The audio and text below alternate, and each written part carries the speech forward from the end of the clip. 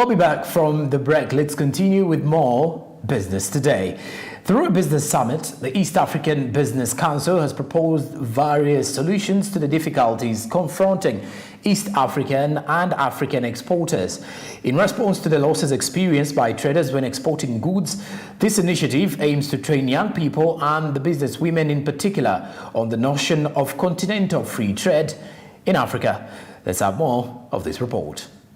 With over 5 billion shillings in export revenue, Uganda faces many difficulties in exporting goods, including high taxes and excessive delays in border clearance. However, these difficulties appear to be ending now that the East African Business Council has developed a program to educate businesswomen and young people about continental free trade in Africa.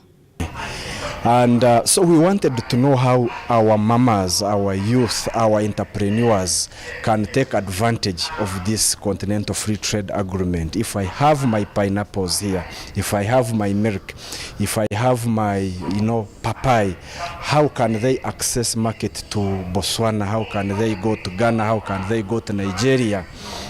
But to go there, you need information. You need to know how to export. You need how to do document. How to get a certificate of rules of origin, and that's why we are here, so that we give information. Because as this market comes, it has challenges, especially if our entrepreneurs don't have information on how to export. So that's the main reason why we are here. And this training workshop is supported by ITC, UN Women, and East African. Several businesswomen have discussed with us the difficulties they encountered while exporting commodities to various parts of the world. Smart 24, thank you so much for coming to this conference. It is very good because some of us are exporting and we have been having challenges. But when we come together like this, we are with the East African community, we air our challenges so they can see how to improve, so that the next time we go to export, we don't make losses. I was telling them my challenges I got when I started exporting, which means you have to do your research first before you export. I thought I had done enough research, but I realized later when I started exporting that I had not made any because now the first challenge I got is to go in a country, you think you have done your research, you set the prices, then now time for delivering to your customers, you find the taxes are higher than what you expected. So you're going back to tell them a new price, and it is not a slight increment. If you are told 75% when you are exporting, to add on the price you had already given them, it's a very, very big challenge. So you have to start marketing afresh, and all those are expenses. It was when the war started, the second war, we had to leave Southern Sudan. When I left Southern Sudan, the soldiers came and entered our house in Juba. Up to now, they are in our house. And all the warehouses, they rented them out. It's where they sleep and they keep guns around. I tried when we had a business summit in Juba organized by private sector. The embassy of Southern Sudan promised to follow it up. Yesterday they called me that these soldiers are ready to leave your house, but how safe am I? So there are so many challenges during export, what you go through, to trust the right people to work with, and the language barrier, and the issue of the currency, and also transportation, how do you deliver, and how the tax issues. So there are so many challenges. The business ladies have shared some advice to the young entrepreneurs who want to export based on their expertise. Before you borrow, make sure you are borrowing for a reason. You are very sure that this money, if I borrow it and put it in my business, it is going to come out. At least it is where you are a bit sure. Not just to risk with the borrowed money.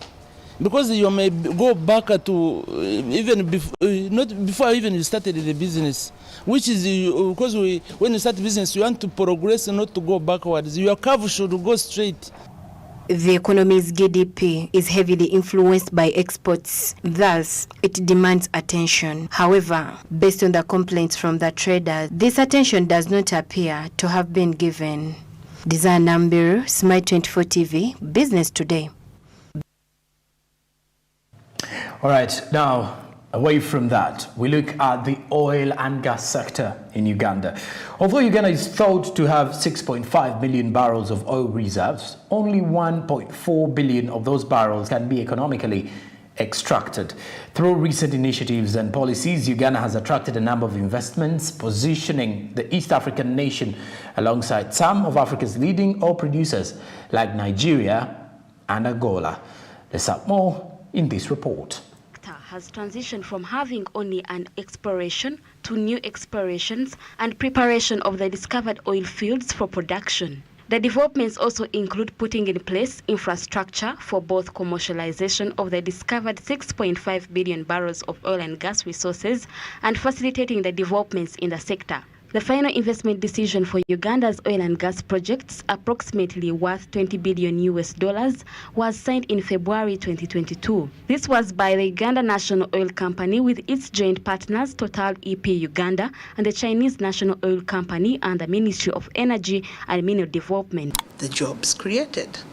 There's the skilled labor, there is the semi-skilled labor, there is the unskilled labor, and you're looking at like 160,000 jobs across all projects being created in this period, right? So those are things that make any country smile when you have such huge projects coming into your place, because it sends a signal. The people internally are happy, there's money, and it has spin-off effects. The jobs, you can't, they are evident. The investor confidence that we can rally this kind of investor right now into our economy sends a very good signal for us internationally. And that's what you want as a country. So definitely we are seeing this contribution as something the long awaited for. The policy framework for the oil and gas sector highlights key issues, including 7 sets of regulations on technical, health, safety and environment, national content, among others. All major oil and gas developments, including the Tilenga, Kingfisher, the East African Crude Oil Pipeline and the refinery projects, were first subjected to a preliminary environmental and social screening process that informed the conceptual design of the projects. Subsequently, a rigorous risk impact assessment process was undertaken in line with the national environment laws and the international best practices. The environmental challenge is the management of impacts associated with the oil and gas industry, like the oil spills, fires, waste management, contamination of the environment, and therefore there is a potential risk to adversely impact on areas located within the graben like the national game parks, forests, and water bodies, including Lake Albert and River Nile. Before any project is commenced, the National Environment Management Authority has to issue what we call an ESIA, Environmental Social Impact Assessment Report. How is that obtained? The company has to demonstrate. It has to demonstrate to NEMA that we have these systems in place to ensure that we are not going to affect the environment where we are operating, we are not going to affect the people, we are not going to affect the plantation and so on, the forest cover, all these aspects. So before that license or that permit is issued, there is supposed to be a public hearing where the people affected by a project are invited and the project speaks to them in the presence of NEMA and other critical government authorities. In an article written by Dr. Joseph Kobsheshe, a director of Environment and Health Safety at Petroleum Authority of Uganda, he states the oil and gas industry could be a solution to greenhouse gas emissions reduction. This is by providing more Ugandans access to cleaner energy, eliminate emissions associated with import of petroleum products, provide alternative sources of livelihoods such as LPG, and lessen the dependency on environmentally degrading economic systems. The opportunity now has been that actually the goal of the sector is to ensure that when petroleum activities in these areas cease, we are leaving the area in a much better place than we found it, and that we call the net gain program. So the net gain program being implemented within the Murchison Falls National Park is aimed at ensuring that overall there is a net positive gain in terms of biodiversity as we implement the petroleum activities. The category of emissions is expected to increase as Uganda becomes more prosperous through industrialization. Likewise, the emissions from the energy sector are expected to increase as more Ugandans access energy and our country moves closer to ending energy poverty.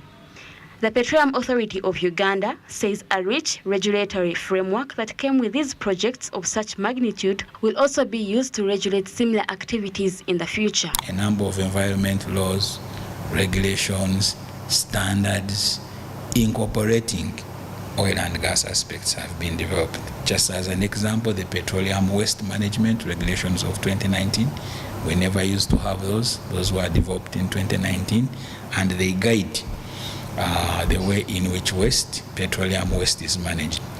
The National Oil Spill Regulations of 2020, again, these regulate the prevention, preparedness, and response to oil spills.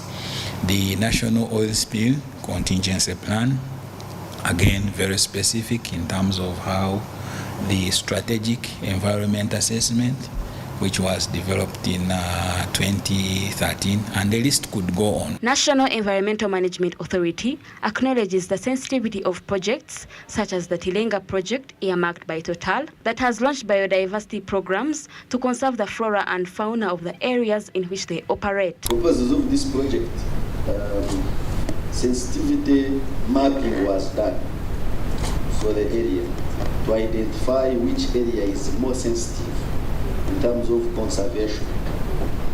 After mapping the sensitive areas, then you apply avoidance so that you avoid the sensitive areas, for example, fishing breeding areas or breeding sites for wildlife. You avoid them. Areas where wildlife, for example, leak salt leak areas, you avoid them, So you identify sensitive areas and you avoid them. That's avoidance. But like I said, from avoidance, you go next. But before you leave avoidance, for example, the pipeline has avoided wetlands of international importance, all Ramsar sites have been avoided, protected areas have been avoided as much as possible, water bodies. So that's avoidance. This is the initial stage. Now, after you've avoided, you go into mitigating or reducing impact. And that's largely about the scale, really, and the technology you employ. Statistics demonstrate that no one-size-fits approach if the world is to tackle the climate change problem. Uganda's greenhouse gas emissions from industrial processes and the products are just 0.55% of its total emissions.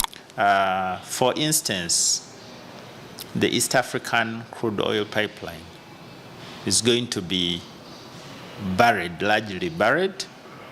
It's going to be underground. It is also going to be insulated. And all these are measures to ensure that the operation of that pipeline does not affect the people, it does not affect the environment. There is going to be plantation. We are going to plant trees along the pipeline route to ensure that whatever was destroyed during the construction has been replaced and much more. it's not enough to mitigate and reduce, but we also want to deal with what will remain when we've done everything else. What will remain? What land will remain under use so that we compensate it?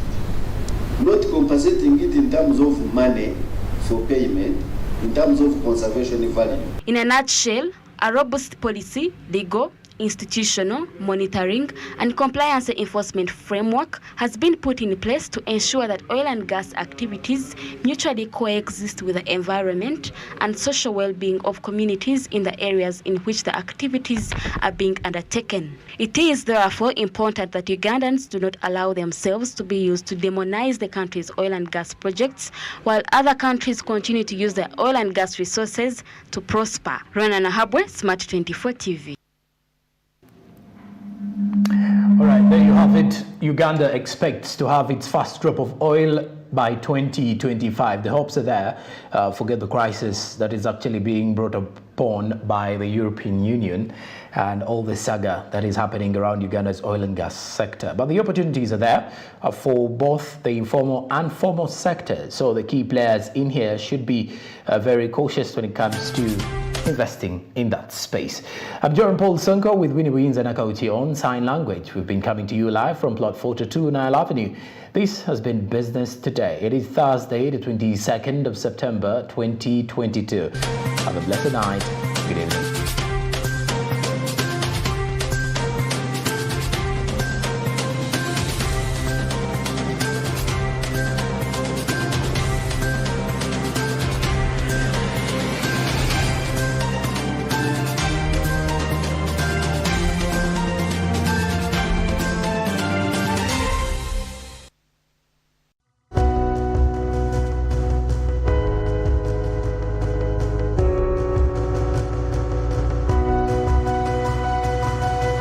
Smart 24